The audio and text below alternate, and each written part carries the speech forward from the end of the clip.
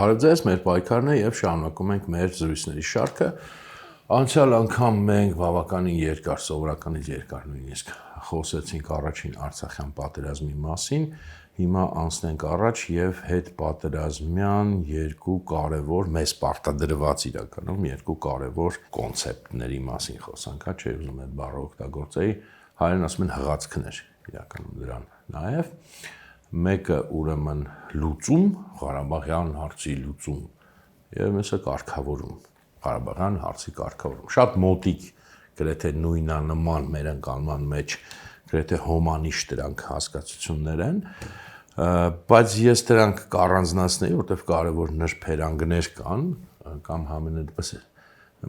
կարևոր, այսպես ասենք, երկու կարևոր խոսակցություն կա, որից մեկը պայմանականորեն կոչենք լուծման մասին խոսակցություն, մյուսը կարգավորման մասին, պայմանականորեն ինչ որտեղ կտարանջատենք այդ երկու հասկացությունները, բայց շատ կարևոր է դրանք հասկանալ, սկսենք լուծումից։ Կարևոր է հասկանալ, որովհետև գիտեք, ամբողջ այս մեր այսպես կոչված երրորդ հանրապետության պատմությունը, սկսած 94 թվականից, բայց իրական նաև ավելի վաղ, դեռ պատերազմի ընթացքում էլ, բայց հատկապես առաջին պատերազմի ավարտից հետո սրանց շուրջ է կայացել, ամբողջ ընթացքում մեր վերնախավերը անընդհատ ներշնչել են եւ ոչ միայն մեր վերնախավերը, ընդհանրապես նաեւ միջազգային այսպես կոչված հանրությունը կամ միջազգային վերնախավերը, որ ինչ որ մի լուծում պետք է ստանա այդ Ղարաբաղյան հարցը եւ ինչ որ մի կարգավորում եւ անդադ սա է եղել, անդադ առանցքում այդ մեր ամբողջ պատմության այս վերջին արդեն 26 եւ ավելին տարիների սա է եղել։ Միանգամից ասեմ, որ այստեղ մենք մտնում ենք իրականում քաղաքական միֆոլոգիայի դաշտ, քաղաքական առասպելաբանության դաշտ, այս լուծում եւ կարգավորում տերմիններով, քանի որ այսօր հենց լուծումից են խոսում, հատկապես լուծումը, որքան էլ դա ինքն իրեն ներկայացրել է միշտ եւ մինչեւ հիմա էլ ներկայացնում են որպես այսպես ասած ռացիոնալ մոտեցում, ինչ որ այսպես սթափ մոտեցում, ոչ էմոցիոնալ եւ այլն, ինքը իրականում ամենավատ իմաստով, որտեղ միֆոլոգիա բառը նաեւ ինքն իրանով միֆոլոգիան լավ բան է, դիցաբանությունը, միֆոլոգիան առասպելաբանությունը ինքն իրանով լավ բան է, բայց քաղաքական միֆոլոգիան, քաղաքական առասպելաբանությունը ինքը իհարկե լավ բան չի եւ ինքը իհարկե ծայրահեղ հակադիրն է ռացիոնալին, քաղաքական ռացիոնալին եւ ել եմ ասում այդ լուծում կոնցեպցիան, լուծում հասկացությունը եւ նրա զույգ ախպեր կարգավորումը որքան էլ փորձել են եւ փորձում են մինչեւ հիմա նույնիսկ էլ ավելի ասեն շեշտված ներկայացնել որպես հենց ռացիոնալ, այս աշխարհում չկա մի բան, որ պակաս ավելի հեռու է ավելի շուտ ռացիոնալից, քան դա եւ ինքը մաքուր միֆոլոգիայի, քաղաքական միֆոլոգիայի շարքից է։ Ինքը հասկացությունը նույնիսկ ոչ թե հենց Ղարաբաղյան հարցի լուծումը իր մանրամասներով, այլ հենց ինքը հասկացությունը, այդ լուծում հասկացությունը, կոնֆլիկտի լուծում հասկացությունը, ինքը մաքուր քաղաքական միֆոլոգիա է, մաքուր իրացիոնալիզմ է, եւ իհարկե ինքը մանիպուլատիվ գործիք է, տարբեր այլ դրա տակ թաքնված այլ ներքին եւ հատկապես արտաքին քաղաքական խնդիրներ լուծելու համար։ Այս ամենի մասին մենք հերթով կխոսենք, չգիտեմ, 2 կամ միգուցե 3 զրույց այս թեմաների շուրջ կունենանք։ Ոչ միայն ամբողջ մեր այս երրորդ հանրապետության պատմությունն է, դրա պատմությունը մեծ հաշվով, այլև մինչև հիմա ես ասացի, որ դա է, որովհետև տեսեք, մինչև հիմա մեր քաղաքական ներքին քաղաքական խոսակցությունը, եթե վերցնենք այդ խոշոր քաղաքական ուժերին, որոնք իհարկե վաղուց պետք է ասպարեզը լքած լինեին, բայց այդպես ուրվականային գոյություն են պահպանում, այդպես 20 թվից հետո մենք պետք է ոչ մեկը չլինեն, որովհետև իրենք են բոլորը պատասխանատու այս իրավիճակի, բայց այնպես է ստացվել հայ ժողովրդի կյանքում, որ նրանք մինչև հիմա եւ այսօրվա իշխանությունը եւ այսպես իրենց ընդդիմությունը մինչև հիմա այդ ուժերն են գերիշխողը համենայնպես ռեսուրսներին դիրապետողը, մինչև հիմա եթե լսեք իրենց բանավեճերը, իրենց խոսակցությունը, բոլորը էլի սրա շուրջ են։ Օրինակ, երկրորդ եւ երրորդ նախագահները ասում են, գիտենք ինչ 2019 թվականին պետք է համաձայնվեր համաձայնվեր այս նոր կառավարությունը լուծման այն առաջարկին, որը մշակել էր ԵԱՀԿ Մինսկի խումբը եւ շատ լավ կլներ ամեն ինչ։ Այսինքն մենք այս թարգմանել ենք արդեն պարսայերեն լեզվի մեր նախորդ զրույցներում, այսինքն 2019-ին պետք է հանձնվեր, առանց կռվի էր պետք հանձնվել։ Դա է իրանց ասածը, այսօրվա իշխանությունն էլ այդ նույն հանձնման կոնցեպցիայի մեջ է, իրենք էլ ասում են մենք այն ամենաճիշտ պահին ենք հանձնվել եւ այլն, սա հիմա նորից չենք քննարկելու, բայց հետաքրքիր որ առաջին նախագահի կողմնակիցներն էլ իրենց հերթին ուրեմն ասում են, գիտեք, ինչ այդ երկրորդ, երրորդ նախագահան իրենք ճիշտ են ասում, իհարկե 2019-ին պետք էր համաձայնվել այդ լուծմանը, բայց իրենք մոռանում են, որ ամենաճիշտ, ամենաիսկական լուծումը, որին իրենք չեն համաձայնվել, դա էլ 1998 թվին էր։ Եվ ասում են, որ դե այն ժամանակ էլ դա այդպես էր, չէ՞, ձևակերպվել դեռ Լևոն Տեր-Պետրոսյանի կողմից, որ եթե ցանկացած այլ հետագա լուծում, որը մեզ կառաջարկվի, ավելի վատն է լինելու, քան տվյալ պահին, ամեն հաջորդ լուծում ավելի վատն է լինելու։ Սա էլ իրականում, ասենք, որևէ ռացիոնալ հիմնավորում չունի, ինչի պետք է ամեն հաջորդ առաջարկ ավելի վատը լինի, քան նախկինը, դա բան չի, դրանք որևէ ռացիոնալ հիմնավորում իրոք չունի։ Ասենք դա տենց այսպես ասած անեցք է յուրահատուկ, ասած էլի կամ պնդում է, որ ասենք տենց արտաքուստ sense շատ լուրջ դեմքով, որ ասվում է, շատ լուրջ դեմքի արտահայտությամբ եւ այսպես ասենք ամբողջ այդ հայոց դառնով ինքը թվում է, որ այո, ինչքան իմաստուն է, բայց իրականում ինքը բացարձակ անհիմն պնդում է, որտեղ ոչ մեկ չի հիմնավորել, իսկ ինչու պետք է այդպես լինի։ Բայց սա ի վերջո իրենց խնդիրն է, իրենց ներքին ներընտանեկան վեճի խնդիրն է, թե որ թվին, որ ամսաթվին էր ավելի ճիշտ համարում այդ լուծումը կամ հայերեն լեզվով ինչպես մենք թարգմանել ենք հանձնվելը, իմ ասած այն է, որ մինչև հիմա էլ արդեն այսքան ժամանակ անց այս պահին նաև Արցախի հարց, որպես այդպիսին գոյություն չունի, Հայաստանը պաշտոնապես դրանից հրաժարվել է, մինչև հիմա Հայաստանի ներքաղաքական, ասենց ասած, բանավեճը այս լուծման շուրջ է, մինչև հիմա իրենք այդ ուրվականները ապրում են իրենց ուրվականային անցյալում եւ մինչեւ հիմա իրար հետ այս դրա մասին է խոսում։ Բոլոր շեշտում եմ ուրեմն այսօրվա քաղաքական այդ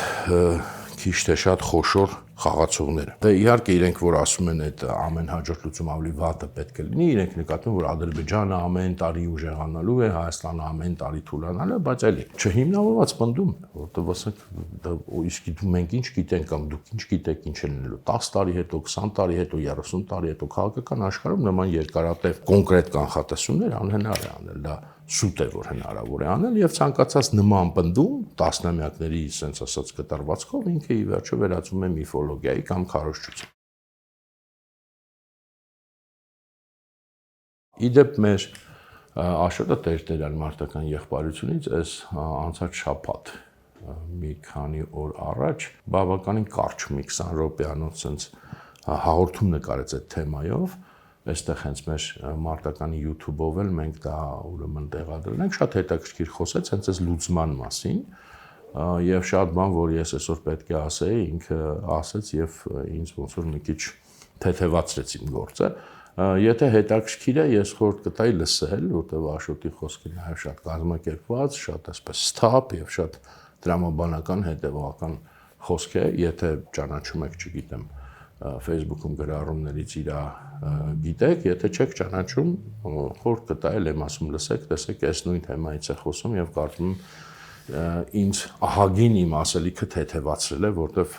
ինքը նույնպես նաեւ եւ դրամաբանորեն եւ օրինակներով ցույց է տալիս այս թեմայի իրականում իրացիոնալ բնույթը։ Հիմա, բայց ինչու եմ ես ասում, որ սա իրականում քաղաքական միֆոլոգիա է, որ իբր որտեղ երբ որ ասում են լուծում, եւ երբ որ մենք տարիների ընթացքում ասում էին այդ լուծում, ենթադրվում էր լռելային, որ իբր կա որևէ կոնֆլիկտի եւ այդ թվում է տվյալ դեպքում Արցախյան կոնֆլիկտի ինչ որ վերջնական լուծում, ինչ որ մի հատ այտենց կախարդական փայտի կա, կախարդական բանաձև կա, որը բանակցությունների միջոցով, միջնորդների միջնորդության միջոցով եւ թղթի վրա ստորագրելով կարող է վերջնական այս հարցը հանի, որ ընդհանրապես էլ տասնամյակների դարերի ընթացքում հարցը չլինի եւ հաստատվի հավերժ, այսպես ասած, խաղաղություն, ժողովուրդների բարեկամություն եւ այլն եւ այլն։ Իբր հնարավոր է այդպիսի ինչ որ մի հատ բան գտնել։ Սա է սրա ենթատեքստը պնդումը եւ իհարկե սա միֆոլոգիա է, ինչու որովհետեւ Դե նախ պատմության մեջ չեն լինում նման բաներ, վերջնական ինչ-որ բաներ չեն լինում եւ հենց մեր, ասենք, տեսած, չգիտեմ, մեր իմացած, ես չեմ ասում նույնիսկ հին պատմություն գնանք, այլ ասենք համեմատաբար նոր պատմության օրինակով մենք կարող ենք տեսնել, որ աշխարհի պատմությունը չի ճանաչում նման լուծում, նման ինչ-որ մի հատ կոնֆլիկտի լուծում, որ այդ ճանապարհով, այսինքն տենց ինչ-որ բանակցելով, ինչ-որ թղթի վրա, ասես տարիներով, ինչ-որ բանի շուրջ բանակցելով, հետո թղթի վրա դա ամրագրելով, ստանան որևէ կոնֆլիկտի լուծում։ Միգուցե ես սխալվում եմ, միգուցե կան ինչ-որ օրինակներ, որ ինձանից ավելի խելոք մարդիկ կբերեն, ասեն, չէ, այս մեկը այդպես լուծվել է։ Միգուցե կան նույնիսկ բացառություններ, բայց ես որքան փորձում եմ հիշել, նախ չեմ կարողանում մտաբերել, եւ նույնիսկ եթե կան այդ ինչ-որ բացառությունները, ինչ-որ որպես բացառության օրինակ է բերվում, դրանք անդրադառնամ վերջում, եթե հասցնեմ, մեծ մասը ճնշող մեծամասնությունը այդպիսի հարցերի, որոնք պետք է իբր լուծում ստանան, չեն ստանում եւ չեն ստացել, եւ վստահ եմ չեն ստանալու որևէ լուծում, այդ ձևի պատկերացրած լուծում, այսինքն բանակցություններ, միջնորդություն, թղթի վրա ստորագրում, ինչ որ կախարդական բանաձևի գյուտ։ Օրինակ, գիտեք բոլորդ, ասենք, խոսում են, չէ, Պաղեստինյան հարցի լուծում։ Քանի տասնամյակ են խոսում։ Կա այդ Պաղեստինյան հարցի լուծումը։ Հիմա այսօր, ասենք, չգիտեմ, Ամերիկայի նոր նախագահ Թրամփը ինքը կարծում է, որ ինքը կլուծի։ Մենք տեսնենք կլուծի, թե չէ, Իրանից առաջ բազմաթիվ էլի տենց շատ խելացի եւ ուժեղ մարդիկ դա մտածել են, որ են կլուծեն։ Չգիտեմ, հյուսիսային Կիպրոսի հարցի լուծում, չգիտեմ, Հնդկաստանում Քաշմիր նահանգի, Հնդկաստանի, Պակիստանի միջև այդ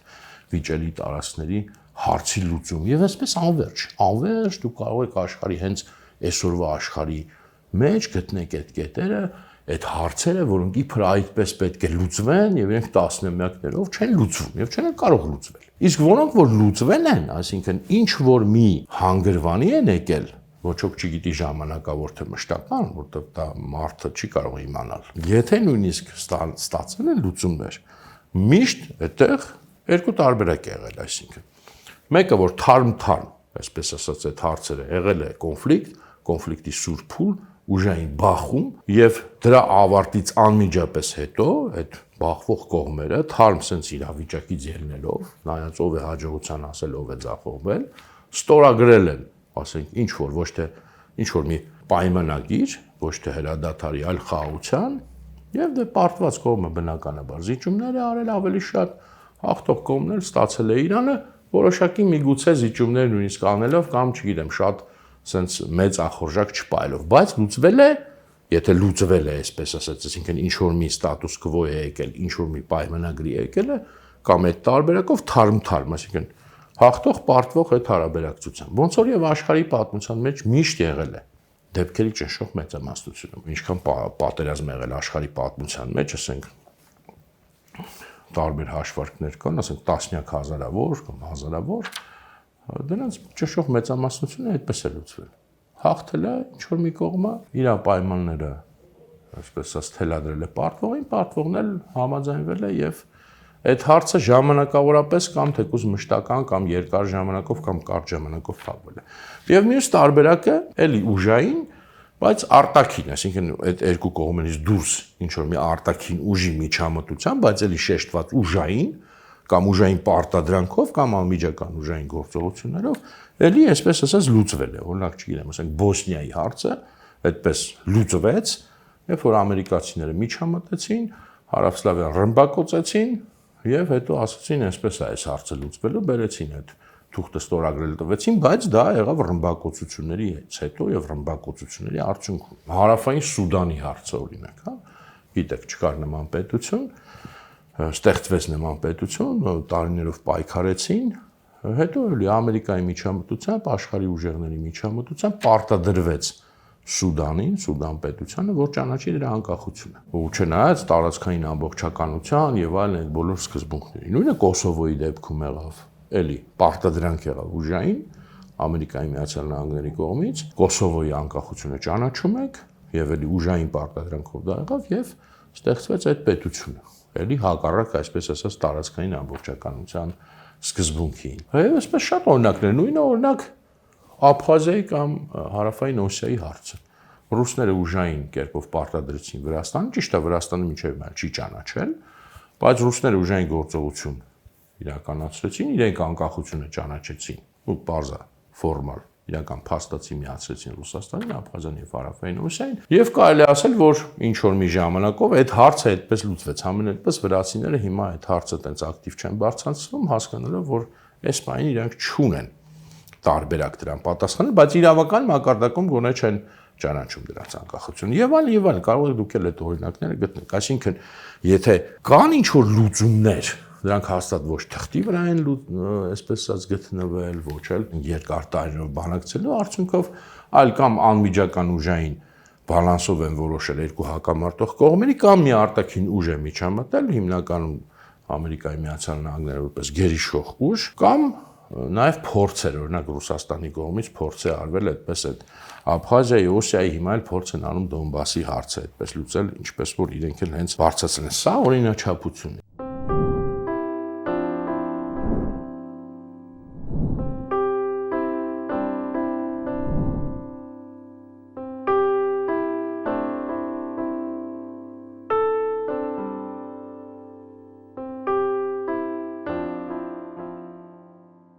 Հիմա էլ եմ ասում, չեմ ուզում խորանամ ամբողջ համաշխարհային պատմության մեջ, բայց ամբողջ համաշխարհային պատմության մեջ լուծում կոչված է միայն այդպես է եղել։ Իսկ պատկերացնել եմ կրկնում լուծում այն իմաստով, որը մեզ է պարտադրվել, դա բացառիկ հեքիաթ է։ Այսինքն լուծում վերջնական, որ ասենք, մինչև աշխարհի ավարտ, այսպես լուծվում է ու վերջ։ Եվ այդ լուծումը գտնվի բանակցությունների ընթացքում, եւ այդ լուծումը գտնվի թղթի վրա, նման օրինակներ ես էլի շատ եմ խնդրում ինձ բերեք էլի։ Միգուցե 1-2 ինչ որ օրինակ կա կորած մոլորած, ես հիմա չեմ հիշում։ Օրինակ ճիշտը որ ասեմ, չեմ հիշում, այն Արևելյան Թիմորի հարցը ոնց լուծվեց, այդ դա չեմ հիշում, անկեղծ ասում։ Ասած կարող է այդ օրինակի վրա ինձ կարողանաք ասեք, բերեք, ասեք, բայց միևնույն է, դա կլինի բացառություն։ Նույն Ադրբեջանը, որ այսօր ասում է, ես Ղարաբաղի հարցը լուծեցի։ Ոնց լուծեցի։ Ասում է ուժով լուծեցի։ Իլհամ Ալիևը այդպես է ասում։ Եվ ինքը ճիշտ է ասում։ Ինքը ասում է իր տեսակետից։ Չէ, ինքը ասում է, այսքան տարի այդ միջազգային միջնորդները, դե մենք էլ ենք բողոքում, բայց ինքն իր տեսակետից է բողոքում։ Մեզ տարան բերեցին, հա ասացին, այս հարցը sense խաղաղ ճանապարհով կլուծենք, հա ասացին հարցը ուժային լուծում չունի, բայց իրականում ասում է իրենք այդ հողերը ուզում էին, որ ես հաշտվեի, որ այդ հողերը հայերին պետք է տամ։ Ինքը այդպես է ընկալում եւ այդպես է ասում։ Բայց ես ասում եմ դրա հետ չէի պատրաստվում համակերպվել։ Եվ ի վերջո ասում եմ մենք այդ հարցը լուծեցինք ուժով։ Ինքը քանի անգամ շեշտել է ասում է չկա ուժային լուծում, ես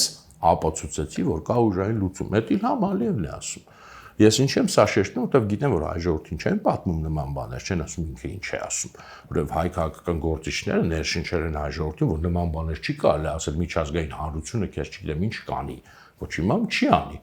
Մարդը պարզ ասում է ճշմարտությունը։ Եվ այսինքն ինքը իր տեսակետից այսօր Ղարաբաղի հարցը լուծել է ուժով, այլ ոչ թե բանակցություններով կամ չգիտեմ ինչով, եւ բնականաբար աշխարհում ոչ մեկ էլ իրան բան չի ասում, չնայած որ ասում են չկա ուժային լուծում, հենց միջազգային հանրություններ չի ասում։ Եվ այսօր նույն Հայաստանի քաղաքական խոշոր ուժերի մեծ մասը եւ իշխող եւ ընդդիմադիր ընդունում են ըստ էության այդ լուծումը։ Այսօր ոչ ոք չի ասում մենք Ղարաբաղի հարցը նորից պետք է բարձրացնենք, այնպես ինչպես բարձրացրել։ Նույնիսկ եթե ասում են հայերի անվտանգ վերադարձ Արցախ եւ այլն, դա պարզ է, չէ՞ որ դա ինչ է նշանակում, ոչ մի բան։ Ասենք բոլորն է հասկանում, որ նման բան չի կարող լինել, բայց ոչ ոք չի ասում այլևս խոշոր քաղաքական ուժերից, որ մենք Լեռնային Ղարաբաղի ժողովրդի ինքնորոշման հարց էինք բարձրացնում, բոլորս երթվում էինք դրա անունով, բա ինչ եղավ, այդ ոնց դες մի րոպե մոռացանք։ Չէ, բոլորը ասում են դա է իրականություն։ Իսկ իրենք էլ են ընդունում Իլհամ Ալիևի տված լուծումը։ Եվ իրենք էլ շատ լավ հասկանում են, որ նման հարցերի լուծումները լինում են ուժային բալանսով։ Ուժային է, ես իդեպ էլի շեշտեմ։ Միշտ չի եւ պարտադիր չի նշանակում ռազմական, բայց բնականաբար ռազմականն էլ դրա մեջ մեծ տեղ է զբաղեցնում։ Իհարկե, այստեղ հա նաեւ ասում են, բա որովհետեւ Ադրբեջանի կողմից միջազգային իրավունքները տարածքային ամբողջականություն։ Դե հա, ես միջազգային իրավունքը իդեպ չեմ թերագնահատում, կարող է տպավորություն, այդպիսի տպավորություն ստեղծի, որ թերագնահատում։ Ես չեմ թերագնահատում։ Պարզապես քանի որ հայ ժողովրդին անդադ խափում են, որ միջազգային իրավունքն է ամեն ինչ լուծում։ Ես դրա համար եմ անդադ շեշտում, որ չէ, ուժային գործոնն է առաջնային եւ հետո միջազգային իրավունքը։ Իհարկե, եթե միջազգային իրավունքը քո կողմից է կամ դու կարողանում ես այդպես մեկնաբանել կամ աշխարհի հզորներն են այդպես մեկնաբանում, որ քո կողմից է, դա լավ է, դա հավելյալ գործիք է։ Բայց դա երբեք վճռորոշ չի, որտեղ դե կներեք միջազգային իրավունք եք ասում, եթե իրոք Ադրբեջանի կողմից էր, բա ուր էր 26 տարի այդ միջազգային իրավունքը։ Դուք էլի մի հատ Ադրբեջանի տեսակետից նայեք։ Մենք 26 տարի վերահսկողության տակ պահեցինք այդ հողերը, ոչ միայն նախկին Լեռնային Ղարաբաղի ինքնավար մարզը, այլև Ադրբեջանի այդ հարակից շրջանները պահեցինք, մեկը մեզ ասել է, որ մեր աչքի վերևում ունք կա։ Հա, մի երկու հատ թուղթ ընդունել է ՄԱԿ-ը, այո,